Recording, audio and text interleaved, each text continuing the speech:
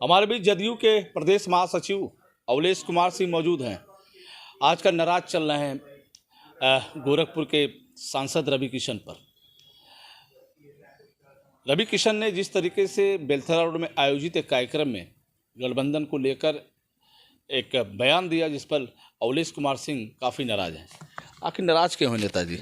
देखिए, कोई भी नेता किसी नेता पर नाराज़ नहीं होता है, लेकिन किसी भी जनप्रतिनिधि को एक राष्ट्रीय स्तर के पार्टी के सांसद होने के नाते और एक राष्ट्रीय स्तर की पार्टियां जो महागठबंधन दल है, और जहां पे नीतीश जी के नेतृत्व में 23 तारीख को जो बैठक हुई, 23 तारीख को बैठक में 17 विपक्षी दलों के बैठक होने से के साथ सफल होने के साथ भारतीय जनता पार्टी बहुत बुरी तरह से घबरा गई है।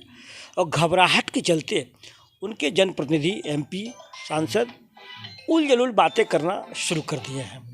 तो हम जहाँ तक ये समझते हैं कि माननीय प्रधानमंत्री जी नीतीश जी को हमेशा जो सच्चे समाजवादी बोलते थे, और साथ ही साथ आपको ये बताएंगे जो उनके नेता आज भ्रष्टाचारी बोल रहे हैं, ये बात कहाँ से उचित है? पहली बात। अब ये देखिए कि जम्मू कश्मीर के महबूबा मुफ्ती जी के सरकार बनाए जाने पर ईमानदार थी वो, और आज जैसे ही वो महागठबंधन में आ गई हैं तो उनके जो पार्टी के लीडर है भारतीय जनता पार्टी के, किसी भी नेता के विषय में इस तरह का वर्जन बोलना बहुत ही निंदनीय है और ऐसे किसी नेता को बोलना नहीं चाहिए। भारतीय जनता पार्टी बुरी तरह से घबरा गई है। हमारे नेता नीतीश जी का जो संयोजक बनाने से लेकर के और सभी विपक्षी दलों को एक मंच पर लाने में पूरी तरह से भारतीय जनता पार्टी घबरा गई है। ऐसे चलते उनके नेता सब उल जलूल बातें कर रहे हैं, ऐसा नहीं करना चाहिए। अवलेश जी, क्या रवि किशन जी ने बोल दिया जिसको लेकर पार्टी में एक बवाल खड़ा हो गया? ये भाई, अब उन्होंने जो बातें बोली है वह ज़बान से मैं नहीं बोल सकता। आपको टीवी में मीडिया में चल रहा है, किसी भी जनप्रतिनिधि को आप अगर उस तरह की टिप्पणी करते हैं, मेरे मुंह से तो ऐसा नहीं निकल सकता है, क्योंकि हम लोग एक सामाजिक और समाजवादी कार्यकर्ता है और अपने पार्टी के गरिमा को कोई बात बोलते हैं। वो जो बात बोल दी है मेरी बात से बोलना नहीं, लेकिन उन्होंने बहुत ही निंदनीय बात सुना है। आप मीडिया वाले भाई हैं, जितने भी चैनल पर चल सकते हैं, आप भी वहाँ गए होंगे, सुने होंगे, उनकी बातें अच्छी नहीं है और भारतीय जनता पार्टी बुरी तरह से घबरा गई है।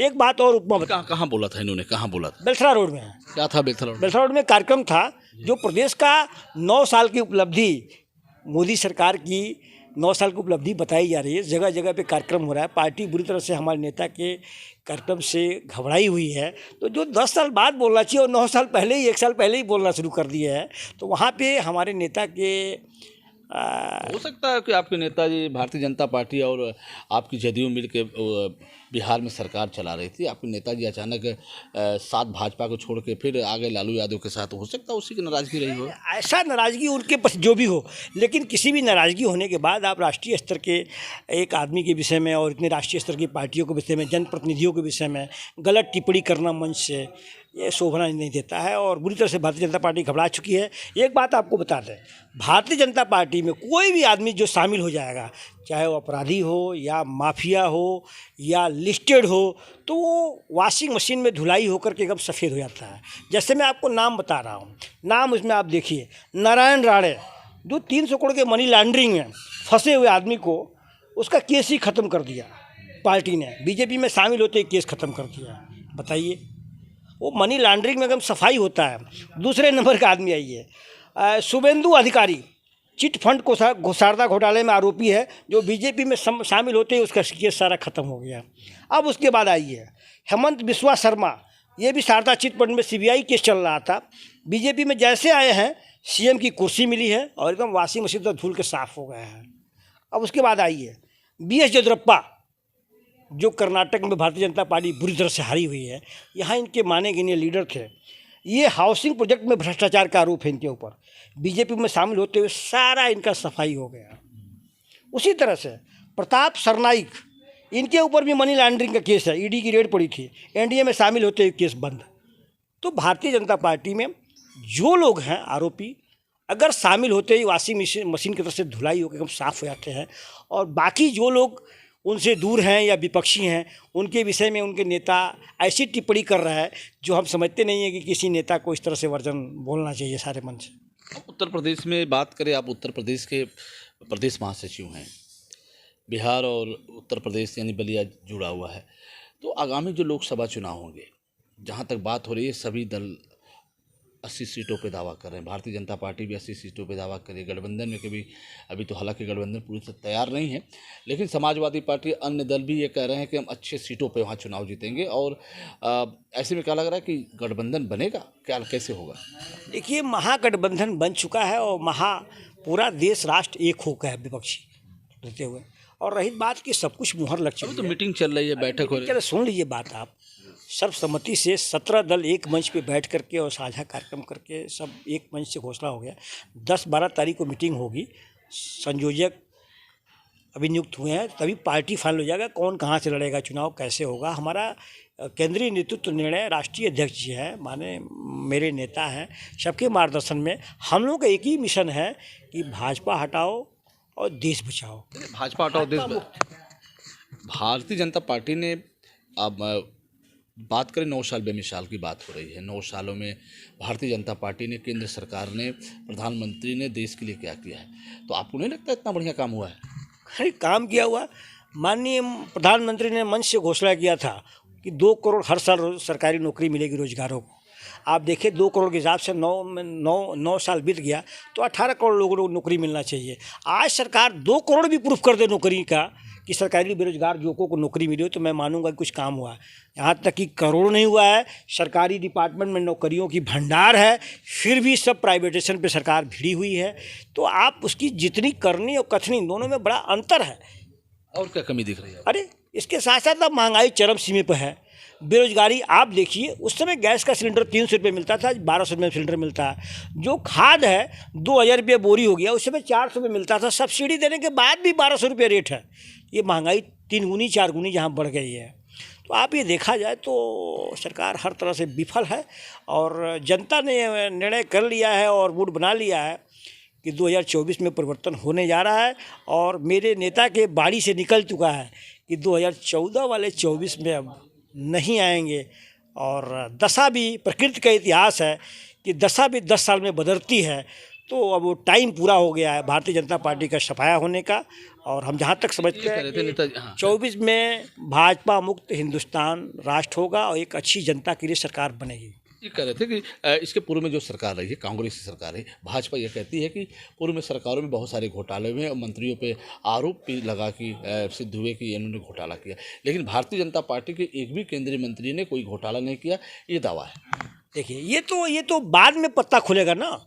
अभी एक आदमी की जो है, जो गुजरात से यूपी एसटीएफ ने पकड़ा है, तो भारतीय जनता पार्टी के जनप्रतिनिधियों का उसमें लिस्ट में नाम आया है जो चंदा लिए हैं, जिसने बैंक का घोटाला किया है, कारपोरेट का घोटाला किया है, तमाम घोटाला किया है। उस आदमी के लिस्ट में कि फलाने एमपी को मैंने इतना चंदा दिया है, फलाने मिनिस्टर को इतना चंदा दिया है। और उस मंत्री जी और एमपी साहब को अभी तक चंदा लौटाने का टाइम नहीं मिला जब मीडिया पूछती है तो जिसका शासन सत्ता रहता है बातें दबाई जाती है।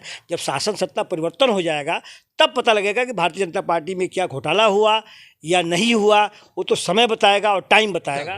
घोटाले की फाइल तैयार कर रहे हैं क्या आप लोग? अरे हम लोग कहाँ तैयार करेंगे? अभी तो जैसे आप बता रहे हैं कि जब सत्ता जाएगी तो घोटाला सामने आएगा। हम जनप्रतिनिधि, हमारी पार्टी कभी भी द्वेषभावनापूर्ण से किसी नेता के प्रति न काम करती है और न करती रहेगी।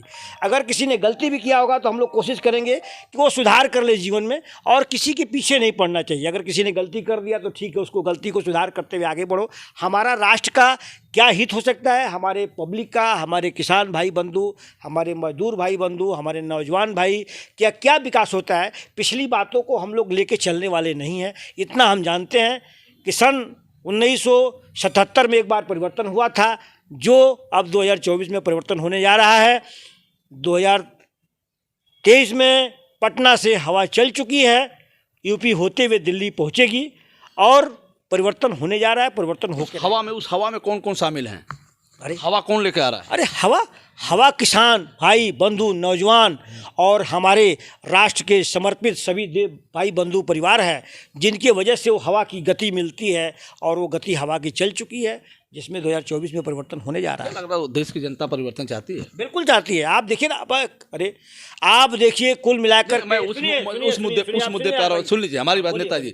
रवि किशन ने कहा कि देश की सरकार ने बहुत सारा कुछ काम कर रही है किसानों पर, बेरोजगारों पर, और जिन्होंने बात किया कि हम आयुष्मान भारत दे रहे हैं, 5 लाख रुपया दे रहे हैं, किसानों को दे रहे हैं, सब कुछ दे रहे हैं। कैसे आप परिवर्तन की बात कर रहे हैं? ये वो कर रहे हैं। अभी यहाँ पे जनपद में देखा जाए तो अभी रोग से कितने आदमी मरे हुए हैं, किसी एक लाभान्वित आदमी को बता दिए उसको पैसा मिला हो।